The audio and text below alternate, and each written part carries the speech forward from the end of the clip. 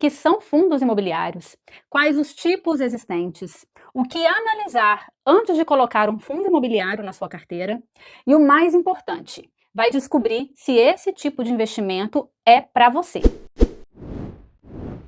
Quando você, investidor, coloca dinheiro em um fundo imobiliário, você entrega esse dinheiro para o gestor do fundo. Então, quem faz o controle desse fundo, quem escolhe os ativos, o que investir, é o gestor do fundo. Então, você pega o seu dinheiro e entrega para o gestor, que é uma pessoa também, né? Obviamente. E aí, o gestor, ele vai comprar imóveis, se esse fundo for de tijolo, ou papéis, se esse fundo for um título de papel, e aí ele vai comprar LCI, CRI, que são títulos de dívida atrelado a imóveis. Então, o gestor vai fazer isso aqui, vai pegar o dinheiro e vai comprar aquilo que o fundo determina, vai fazer a escolha desses ativos. Uma vez feita a escolha desses ativos, esses investimentos aqui vão gerar dividendos, vão gerar lucros, né? Vão gerar, no caso do imóvel, vão gerar aluguéis, no caso dos papéis, vão gerar juros. Então, esse rendimento, ele vai ser repassado ao investidor. Só que esse rendimento, esses dividendos, antes de serem repassados para o investidor, ele é deduzido a taxa de administração, porque obviamente o gestor não vai trabalhar de graça, ele precisa cobrar, ele precisa remunerar o trabalho dele e ele remunera através da taxa de administração. Então é cobrada aqui a taxa de administração. E obviamente também todos os custos ali de manutenção, no caso de imóveis, todo o custo de manutenção dos imóveis, também todo o custo da operação.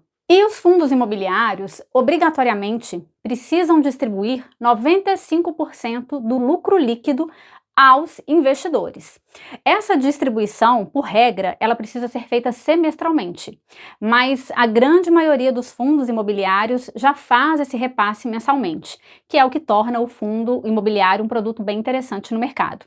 Então, 95% do lucro é distribuído.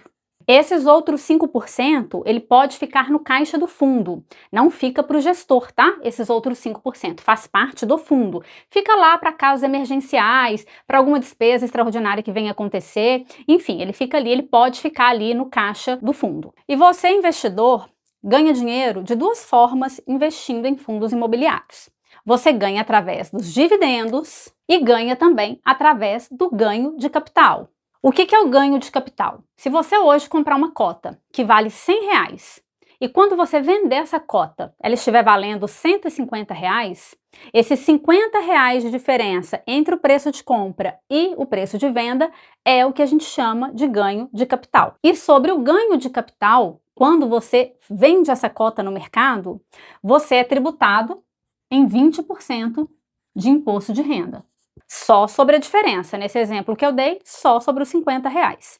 E os dividendos, eles são isentos de imposto de renda. Agora, uma informação extremamente importante. É um investimento de renda variável, assim como é o mercado de ações, assim como é o mercado de derivativos. Então, é muito importante ter essa consciência do que é o produto, porque não é raro a gente encontrar pessoas que são totalmente avessas ao mercado de ação, mas que são totalmente favoráveis ao mercado de fundos imobiliários. Obviamente, a oscilação de mercado que acontece entre uma cota de fundo imobiliário e as ações é diferente. A volatilidade nos fundos imobiliários, ela é menor do que a volatilidade que acontece com as ações. A gente observa isso no mercado.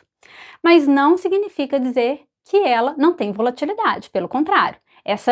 Esse valor de cota, ele vai sofrer oscilação. Agora eu vou te explicar quais os tipos de fundos imobiliários que existem disponíveis hoje no mercado. Então a gente tem os títulos de tijolo, e aqui quando a gente fala que investe em um fundo imobiliário de tijolo, significa dizer que quando a gente passa o nosso dinheiro para o gestor, ele vai comprar imóveis, ele vai comprar tijolo. E quais tijolos ele vai comprar? Ele pode comprar vários. Então, dentro da classificação tijolo, existem várias subdivisões.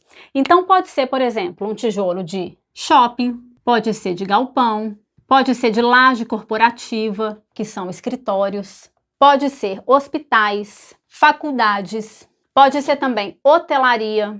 Então, quando você investe em um fundo imobiliário de tijolo, é importante você saber exatamente em qual segmento de tijolo você está investindo, porque isso vai fazer toda a diferença. Tem, por exemplo, também agência bancária, né, que hoje eu acho que assim não é uma escolha muito interessante a se fazer. Tem também bancos, já que o que a gente vê hoje são reduções de agência, e eu acho que isso é uma tendência que vai continuar acontecendo. Então, tomar cuidado também quando for investir, para saber se dentro da composição ali daquele fundo tem também imóveis que são locados para bancos. E a gente vai entrar no detalhe também daqui a pouquinho das variáveis que você precisa analisar. Aqui eu quero dar só um panorama dos fundos que existem. Temos também os fundos de papel. Quando você investe, o gestor ele não vai comprar esses imóveis aqui. Ele vai comprar títulos de dívidas atrelado a imóveis, que pode ser algum desses segmentos aqui, mas são títulos de dívidas. Então aqui a gente está falando basicamente de comprar LCI e certificados de recebíveis imobiliários, que são LCI e CRI. E aí vem a dúvida de muita gente. Mayra, para que eu vou investir num fundo imobiliário de papel se eu posso comprar lá na renda fixa, não na renda variável, se eu posso comprar diretamente o papel, a LCI ou CRI? A diferença é que nos fundos imobiliários existe uma diversificação muito maior quando você investe em um fundo, porque ele tem vários papéis misturados e o seu risco ele é minimizado, ele é reduzido drasticamente com a diversificação. E o segundo ponto é que ele pode ser negociado na Bolsa de Valores, ele tem muito mais liquidez. Hoje, se você comprar uma LCI ou um CRI, você vai ter ali uma carência mínima de 6 meses. Antes desse prazo, você não pode resgatar, você não pode ter o seu dinheiro de volta.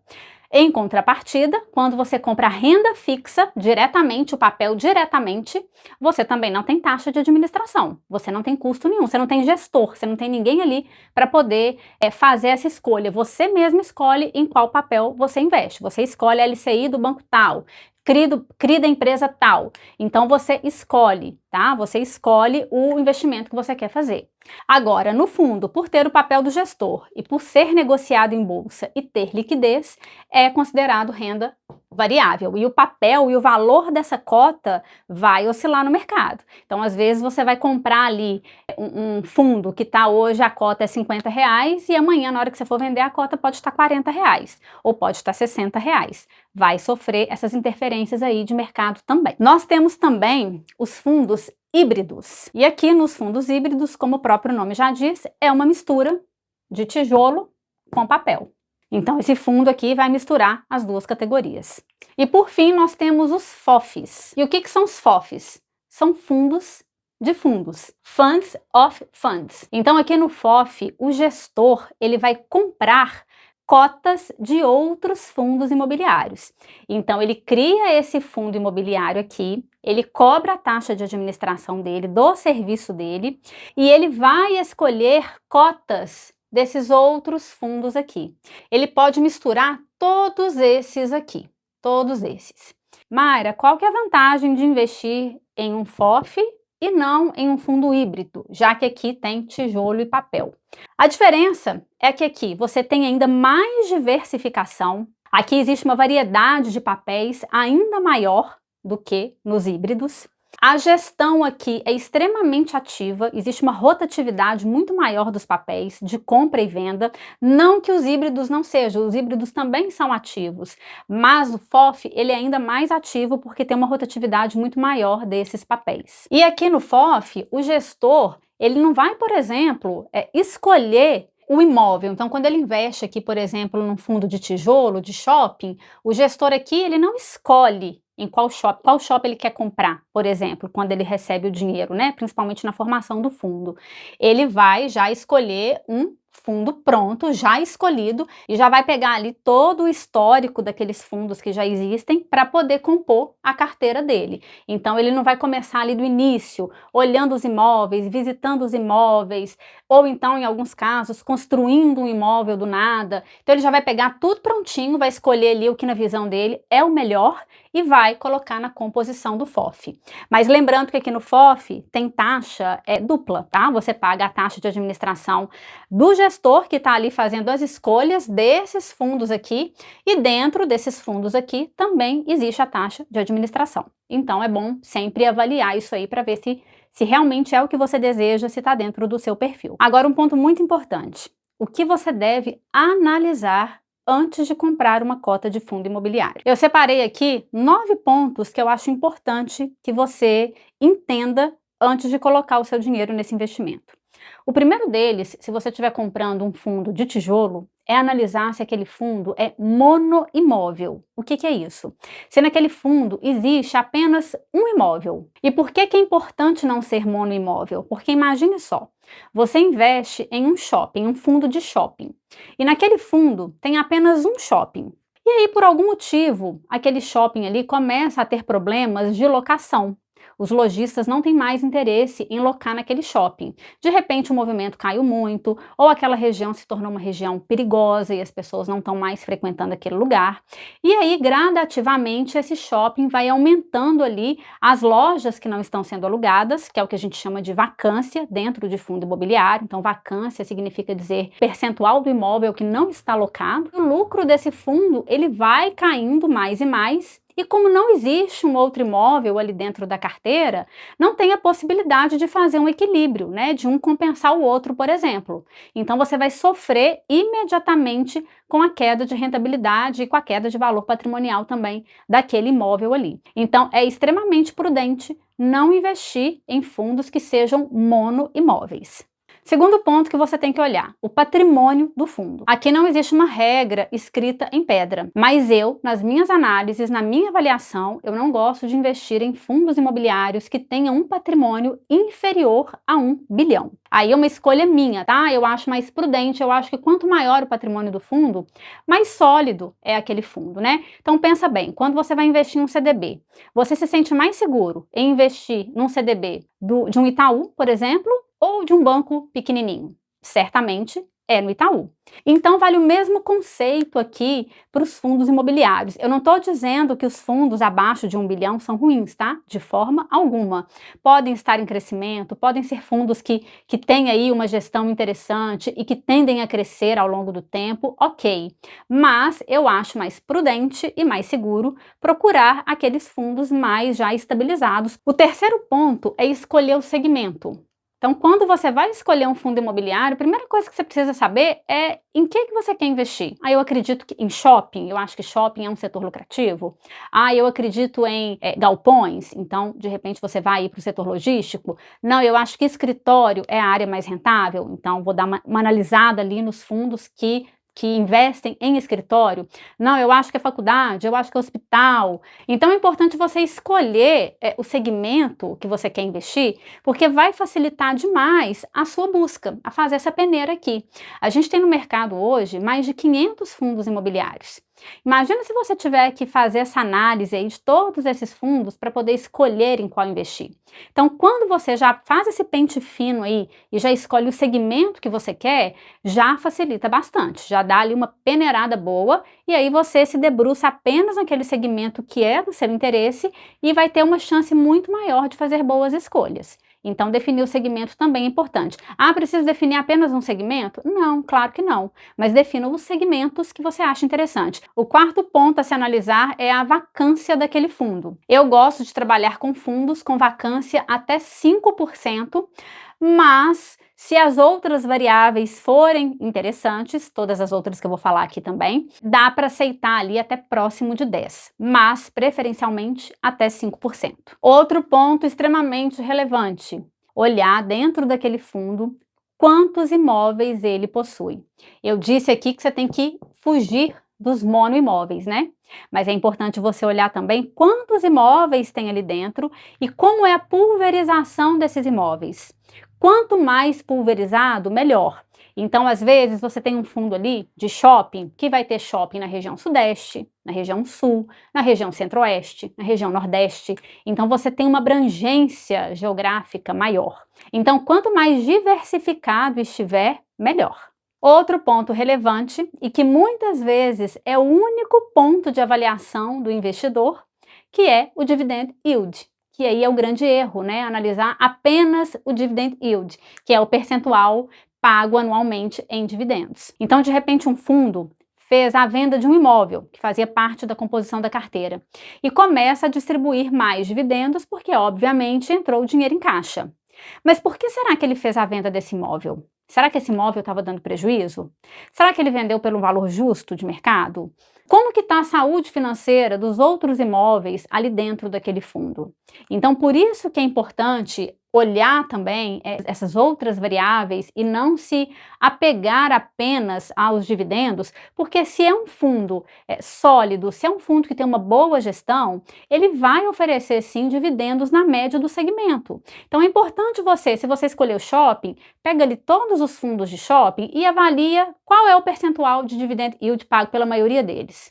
Você vai perceber que vai estar ali muito próximo. Uns pagam 7% ao ano, outros pagam 9%, outros pagam 8%. Então vai estar mais ou menos todo mundo ali no mesmo intervalo. Se você pegar um que está pagando aí bem acima, bem descolado, entra, aprofunda, tente entender por que tem alguma coisa de diferente. Ou você acha que todos os outros fundos são bobos e só ele que é o esperto? Muito provavelmente não, tá? Então, fique atento com isso aí. Compare os segmentos e avalie ali a média que é paga dos dividend yields. Outro ponto importante é analisar o preço da cota dividido pelo valor patrimonial, o famoso PVP. E como é que você vai interpretar esse número aqui? Então, suponhamos que tem uma cota de um fundo hoje sendo negociada a R$100. Vou pegar um número redondo para ficar bem mais fácil, que custa R$100. E quando você olha o patrimônio dividido pelo valor patrimonial, você percebe que esse número é 1. O que significa dizer? Significa dizer que, se a gente vender todos os imóveis daquele fundo, cada cotista vai receber exatamente R$100, que é o valor que vale a cota hoje de mercado. Então, ela está sendo negociada pelo valor justo de mercado, tá? Então, seria isso. Então, se eu tenho um PVP de 1,10, por exemplo, significa dizer que a cota desse mesmo fundo que eu falei, que hoje vale R$100, está sendo negociada a R$110. Então, ou seja, se aquele fundo hoje fechar, encerrar, e se eu vender todo o patrimônio, cada cotista vai receber R$100 e não 110, que é o valor que ele está sendo negociado hoje. Por que isso acontece? Por causa das variáveis de mercado, lei de oferta e procura. O mercado acha que mesmo patrimônio não sendo de R$110, o mercado acha sim que aquela cota vale R$110. E pronto, o mercado é soberano, tá? E se eu tenho da mesma forma um PVP abaixo de 1, se eu tenho um PVP, por exemplo, de 0,9, significa dizer que essa cota que vale R$100, por essa conta aqui, está sendo negociada no mercado por R$90. Ela está com deságio, ela está mais barata do que de fato ela vale. Então, se é 1 é o preço justo, se é acima, está sendo negociada acima do preço do valor patrimonial, e se está abaixo, ela está abaixo do valor patrimonial. E como eu disse, renda variável, quem define o valor da cota é o mercado. E você vai observar que aqui nos fundos imobiliários ainda tem uma oscilação menos brusca, mas se você pegar as ações, você vai ver que tem ações aí com PVP de 2, de 3, 4, 5, então assim, é normal, é comum, tá? Mas para você avaliar o seu fundo imobiliário, para você escolher o fundo imobiliário para colocar na sua carteira, eu gosto de trabalhar com PVP entre 0,85 e 1,05. O 8º ponto a ser observado é a liquidez daquele fundo. Vou colocar aqui. Se aquele fundo movimenta ali próximo de R$1 milhão por dia, já é um fundo que a gente pode falar que tem uma boa liquidez. Então, você não vai ter dificuldade em vender a sua cota quando você quiser ou quando você precisar. Então, busque sempre fundos com liquidez a partir de R$1 milhão, tá? E por último, e não menos importante, é observar a alavancagem do fundo. Mayra, como assim alavancagem? Vou tentar explicar de uma forma rápida aqui. Fundos imobiliários não podem fazer financiamento, não podem pegar crédito em banco para poder adquirir novos imóveis, tá? Não pode. Porém, ele pode ter dentro da composição da carteira imóveis que estão financiados. Então, por exemplo, tenho lá um fundo de galpões logísticos e o gestor daquele fundo, ele compra um outro galpão, um galpão que ele entende que é um galpão que vai dar muito retorno, num ponto legal, tem um locador bacana, beleza. Ele vai colocar aquele galpão ali dentro da carteira. Ele vai aportar um dinheiro, ele vai comprar uma parte, vai dar uma entrada, né, digamos assim, e vai pegar aquele imóvel que está financiado e vai colocar dentro da carteira.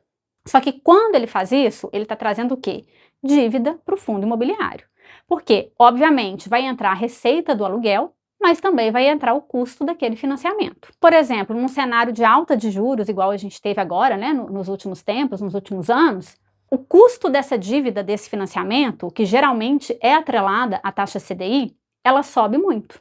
E, consequentemente, acaba sobrando o quê? Menos dividendo para poder ser repassado para os cotistas. Então, é importante avaliar essa gestão, se existe uma alavancagem, se existem muitas dívidas dentro ali daquele fundo imobiliário, tá? Então, às vezes, você pode ver um patrimônio muito alto, um patrimônio mais inflado, mas ok, o que é patrimônio líquido? O que de fato ali é do fundo? Se hoje eu quiser encerrar o fundo e precisar vender, qual é o valor líquido que ele tem? E por isso você precisa observar qual o percentual do patrimônio está alavancado. Eu entendo, eu considero, né? Obviamente, não só eu, vários especialistas aí também do produto, né? Especializados em fundos imobiliários, acreditam que até 15% é um número aceitável de alavancagem. Eu ainda prefiro, eu ainda sou mais conservadora nas minhas análises e quando eu vou procurar ali um fundo para um cliente, eu tento procurar alavancagem ali no máximo até 10%, 10, 11%. Mas até 15% ainda dá para aceitar, tá? Mais do que 15%, aí você precisa, para entrar naquele fundo, você precisa avaliar também as outras variáveis e entender se faz sentido.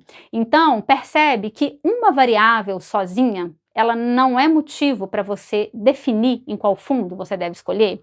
Então, você deve fazer uma composição dessas 9 variáveis aqui, ó. Entender as 9, obviamente nem todas elas, de repente, vão estar dentro ali daquilo que você quer, mas se a maioria estiver, e se aquela que estiver um pouquinho deslocada, tiver um motivo que justifique, ok, você pode investir naquele fundo. Mas é importante você fazer essa análise geral para poder decidir, para poder escolher aquele fundo para compor sua carteira. E a primeira coisa que eu quero que você entenda é o seguinte: fundo imobiliário é um produto de renda variável, não é um produto de renda fixa. Portanto, não é um produto para todo cliente, para todo perfil de cliente. Eu acredito que o fundo imobiliário ele funciona muito bem para aquelas pessoas que já estão no momento de usufruto. Aquelas pessoas que têm um capital já importante acumulado, colocam o valor ali no fundo imobiliário e vão ter todos os meses aquela renda recorrente para poder usufruir dessa renda, para poder pagar suas dívidas, para poder viver, enfim, para poder utilizar aquele dinheiro ali que ela recebe todo mês, para ser um complemento ou até a fonte de renda principal, né? Não sei, mas para ser utilizado mês a mês. Essa, na verdade, é a ideia principal do fundo imobiliário. Por quê? Porque quando você tem um aluguel, você compra uma casa e aluga, qual que é o seu objetivo? É ter renda, não é? É receber todos os meses uma renda ali daquela casa que você aluga. É a mesma ideia dos fundos imobiliários. Então, para esse perfil, funciona muito bem. Então, se a pessoa não quer ter dor de cabeça, não quer ter ali o problema de, às vezes, ter o imóvel desalugado por muito tempo, né, vazio, parado por muito tempo, o fundo imobiliário é uma ótima alternativa, porque vai garantir para ela ali aquele rendimento mensal, ainda isento do imposto de renda. É bem interessante. Agora, para o perfil de pessoa que está em fase de acumulação, eu já não acho que é a melhor opção, já não acho que é o melhor produto. E a grande parte das pessoas que investem em fundos imobiliários estão nessa fase da vida, na fase de acumulação. Eu entendo que uma pessoa que ainda não tem a reserva dela de emergência, ela não tem que preocupar, por exemplo, com fundos imobiliários, com ações, com investimento no exterior. Então, a gente precisa seguir um passo de cada vez. Então, se você está no processo de construção da sua reserva de emergência ali, para te socorrer nos momentos de aperto, você deve focar primeiro nessa construção, numa renda fixa que vai te remunerar ali 100% CDI, ou às vezes até um pouquinho mais, que tenha principalmente liquidez, que você possa ter acesso a esse dinheiro quando você precisar. Mas, Mayra, eu não posso construir minha reserva de emergência e, em paralelo, investir na construção do meu patrimônio, na minha aposentadoria? Pode, claro que pode. Então, se você de repente já tem ali um valorzinho, que seja 1, 2 meses da sua renda, das suas despesas fixas na reserva de emergência, você pode pegar aquele valor que você vai guardar todos os meses, investir todos os meses e colocar 70% lá na reserva de emergência, para aumentar essa reserva de emergência, e colocar 30% para a construção do seu patrimônio. Então, resumindo, para quem já tem um patrimônio consolidado e quer ter a renda mensal, fundo imobiliário funciona muito bem para quem está no momento de usufruto. Para quem quer construir patrimônio, eu acho que as ações são bem mais interessantes, assim como títulos de renda fixa de longo prazo. Se a gente pega hoje um título do Tesouro que paga IPCA mais 7,5% ao ano, a gente está falando de um título de renda fixa que vai render a inflação, que vai corrigir o seu dinheiro pela inflação e ainda vai te dar um ganho real de 7% ao ano. Enquanto a gente pega fundos que pagam ao ano em torno de 9%, 8, 9%, e tem um ganho de capital muito pequeno. Eu costumo dizer que no mercado de investimentos, o produto ele vai ser bom ou ruim dependendo do seu objetivo.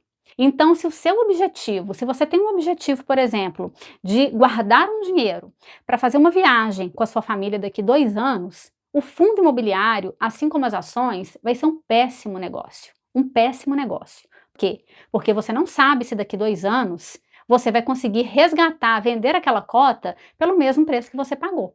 Você pode, inclusive, vendê-la com prejuízo, por um valor menor do que você pagou. Se você quer investir para ter renda passiva pingando na sua conta todo mês, para que você possa usufruir desse dinheiro, aí sim, aí os fundos imobiliários são uma excelente alternativa. Então, tudo depende, primeiramente, do seu objetivo. É a partir daqui que você escolhe no que você vai investir. Não é no produto da moda, não é o que o mercado está falando, não é o que todo mundo está falando que vai valorizar, que é o investimento do momento. E se você chegou até aqui, eu quero pedir o seu like, quero pedir que compartilhe esse conteúdo com outras pessoas e, claro, que se inscreva no canal. Até o próximo vídeo. Tchau, tchau!